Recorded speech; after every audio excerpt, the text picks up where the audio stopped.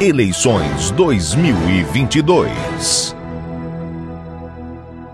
Olá, você ligado no canal da Cruzeiro FM no YouTube. Nós seguimos com a nossa série de entrevistas com os pré-candidatos a deputado aqui pela região da cidade de Sorocaba. E hoje vamos conversar com um que todos já conhecem, até porque atualmente é deputado federal aqui pelo estado de São Paulo, ex-prefeito da cidade de Sorocaba, deputado Vitor Lippe, do PSDB. Deputado, seja bem-vindo ao Cruzeiro FM. A gente já conversou várias vezes falando do trabalho do deputado frente à Câmara dos Deputados, lá em Brasília. Agora, como pré-candidato a deputado federal, ainda tem lenha para queimar, deputado? Seja bem-vindo ao Cruzeiro FM.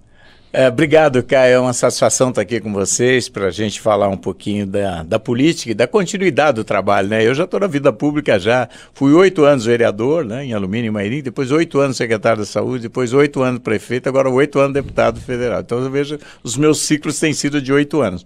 Mas eu pretendo me manter aí no trabalho, no parlamento, porque nós temos muitos desafios ainda e o mundo nunca mudou tão rápido, né? A gente só tem uma certeza hoje, Caio, que as coisas vão mudar cada vez mais rápido. E a gente precisa acompanhar isso. A sociedade brasileira, o país, nós precisamos produzir cada vez mais, precisamos ter muita tecnologia e inovação, senão a gente fica para trás. E ficar para trás, diferentemente às vezes numa corrida que você perde e vai treinar de novo, ficar para trás significa fechamento de indústrias, de empresas e, consequentemente, um empobrecimento do Brasil, a perda de empregos. Então, nós precisamos manter o Brasil competitivo. O Brasil precisa ser um bom ambiente de negócio, ele precisa ter muita tecnologia e inovação, porque esse foi o segredo dos países que mais se desenvolveram no mundo. Se você for ver o Japão, a Coreia, enfim, Taiwan, eles, duas coisas que foram fundamentais: educação de qualidade e ciência, tecnologia e inovação.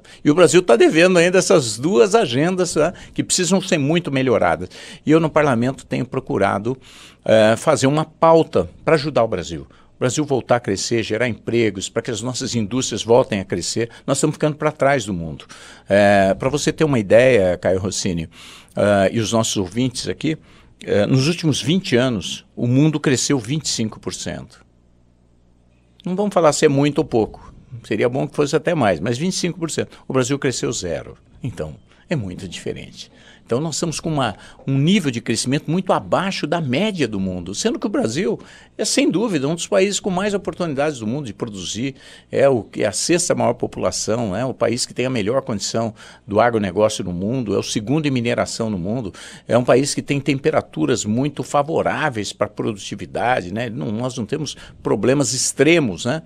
E é um país que vive em paz, quer dizer, não temos guerras, não temos questões, conflitos graves. Então, a gente tem uma situação de mercado muito favorável, mas a gente não está aproveitando isso. Quer dizer, o Brasil está deixando de crescer, a gente está deixando de dar oportunidades para a população viver melhor, com mais qualidade, de fazer inclusão social no Brasil. E eu sou daqueles que acreditam no Brasil, e eu sei que essas questões passam muito por Brasília, passam muito pelo governo federal também, mas passam muito também pelas leis que o Brasil faz. Nós precisamos ter leis que apoiem as indústrias, que simplifiquem as coisas, que melhorem o ambiente de negócio do Brasil, que consigam ter um financiamento melhor para pesquisa e inovação no país, né, que apoie a infraestrutura que o Brasil precisa para ter mais conectividade, né, ter mais banda larga, né, a gente ter acesso às novas tecnologias, a gente poder melhorar a questão do financiamento. O lugar também, nós temos o pior sistema tributário do mundo.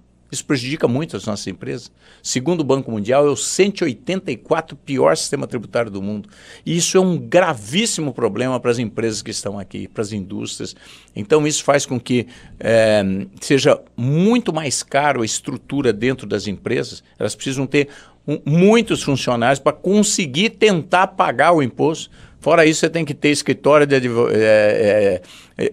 tributário, às vezes escritório de direito tributário, e mesmo assim vai haver judicialização, porque você faz o cálculo, aí muda a lei, aí o fiscal entende que não é daquele jeito. Quer dizer, essa insegurança o Brasil não pode viver. Nós temos que modernizar o Brasil.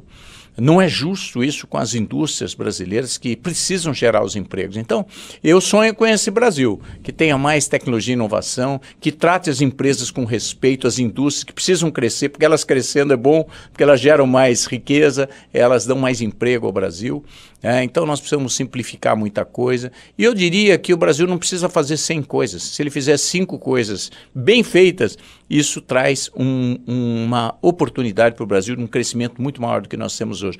Então, é isso que me mantém, como você falou, bom, tem gás? Ainda tenho. Eu entendo que esses anos todos de vida pública, mais de 30 anos, me fizeram conhecer bem os municípios, a necessidade dos brasileiros, a saúde pública e muitas outras áreas. E estar agora em Brasília é uma grande oportunidade, a gente entender melhor o que está acontecendo no mundo para a gente poder fazer aqui também. O que está dando certo lá fora para a gente poder competir de igual para igual. Hoje não é assim.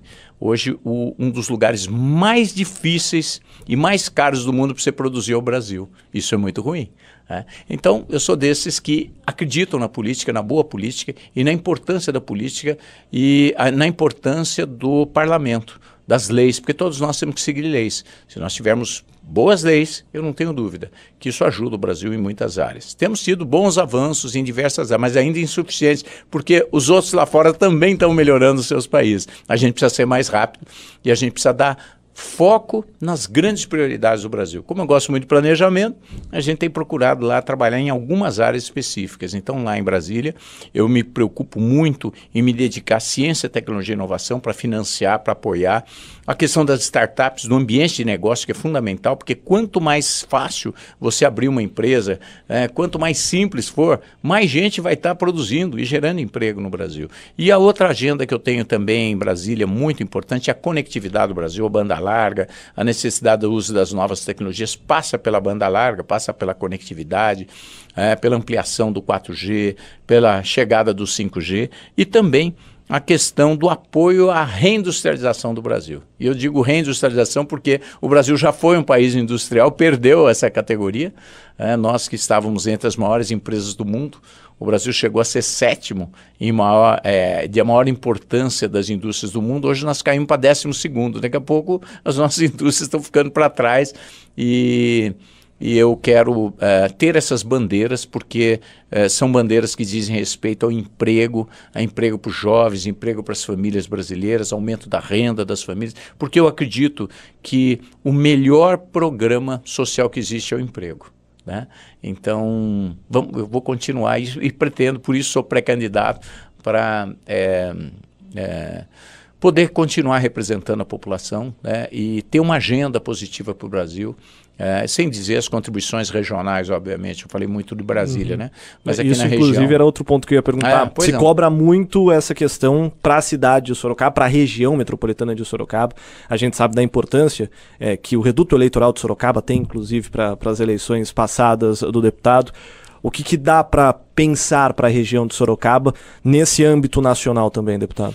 Bem, como em Brasília eu trabalho essa dimensão da ciência, tecnologia e inovação, por quê? Porque ela aumenta os empregos no Brasil, ela mantém os empregos no Brasil, a empregabilidade e a competitividade das indústrias no Brasil. Inclusive porque nós dependemos das indústrias aqui em Sorocaba, principalmente o estado de São Paulo, a nossa região, tem muitas indústrias. Quando as indústrias vão bem, tudo vai bem por aqui. Quando as indústrias vão mal, Sorocaba vai mal junto. Então, essa agenda, na verdade, que eu tenho em Brasília é para ajudar todas as indústrias do Brasil, inclusive as de Sorocaba. E a gente tem representado as indústrias aqui. Eu estou sempre lá em Brasília lutando por interesses da Toyota, da Flex, exatamente porque elas dão muitos empregos, elas têm cadeias produtivas muito fortes aqui, muitos prestadores de serviços na nossa região. Então a gente faz uma representação lá do emprego lá em Brasília, do ambiente de negócio, do crescimento econômico do Brasil. E aqui na região, Caio, a minha maior prioridade é a saúde.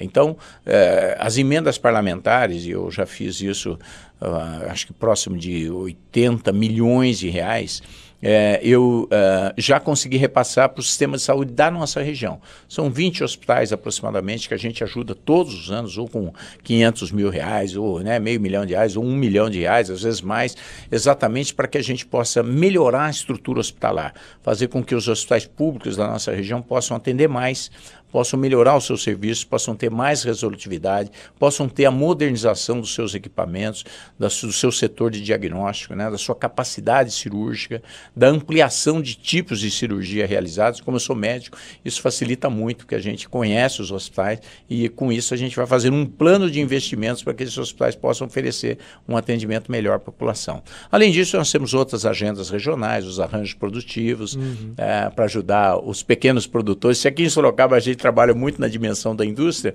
na nossa região nós temos, a maioria das cidades vivem do agronegócio, né, da produção rural, como é Piedade, Ibiúna, São Miguel Arcanjo, Capão Bonito e assim por diante. Então, a maioria das cidades vive do pequeno produtor, do agricultor familiar. Então, nós temos tido uma aproximação, uma integração para ajudar esse pequeno produtor, quer seja para levar mais tecnologia, para facilitar a comercialização, né? Hoje, uma das questões que os pequenos produtores mais reclamam é que eles perdem muito na hora de comercializar o seu produto. Nós fazemos um produto de qualidade, frutas, verduras, legumes. Aí a hora que ele vai vender, ele não recebe quase nada. Sim. E ele não tem para quem vender. Ele chegou lá no CEAGESP, naquele atravessador, ele vai lá para entregar aquele produto, ele precisa voltar logo para continuar a produção dele. Ele é um pequeno produtor, é um produtor familiar.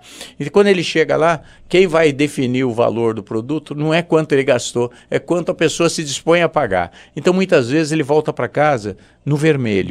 Ele produziu, lutou muito e volta no prejuízo, né, para não jogar a produção fora. Então, isso é muito triste. E com isso, muitos produtores vivem com muitas dificuldades, apesar de trabalharem muito todos os dias, né, da semana, acordarem de madrugada todo dia, né, trabalharem muito. Eles têm uma grande dificuldade na comercialização porque eles ficam dependentes desse atravessador. Então, o que a gente tem feito? Qual é a ideia? É a gente levar conectividade para eles e eles poderem ter aplicativos de venda de produto para não depender daqueles, porque daí eles podem vender diretamente para os supermercados, para o mercadinho, para o feirante, ou sei lá quem, ou para as famílias. Quer dizer, a gente dá novas oportunidades de comercialização para os nossos produtores da nossa região. Além protege, né? E protege principalmente. E nós estamos trabalhando junto ao governo do estado também, com o nosso governador Rodrigo Garcia. Eu faço parte de um grupo de trabalho para que a gente possa trazer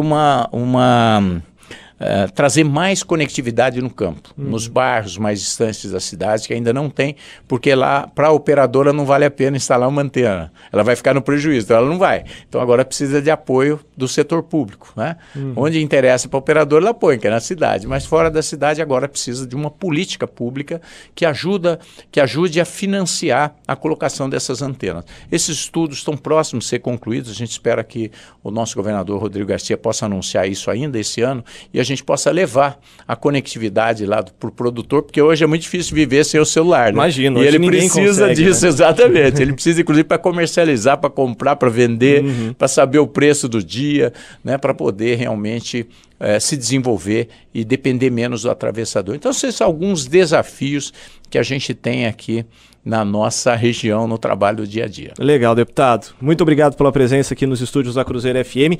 O tempo acaba ficando até curto, né, deputado? Mas obrigado demais pela atenção e boa sorte nessa campanha eleitoral agora para o ano de 2022. Obrigado, Caio. Deixo meu abraço a vocês e desejo a todos aqueles que estão na vida pública acreditando que isso pode ser uma grande oportunidade de transformação, que façam isso, né? A gente precisa de gente que tem vocação, que esteja preparado e que tenha condição efetivamente de poder construir um futuro melhor. Um forte abraço a todos vocês, muito obrigado. Eleições 2022.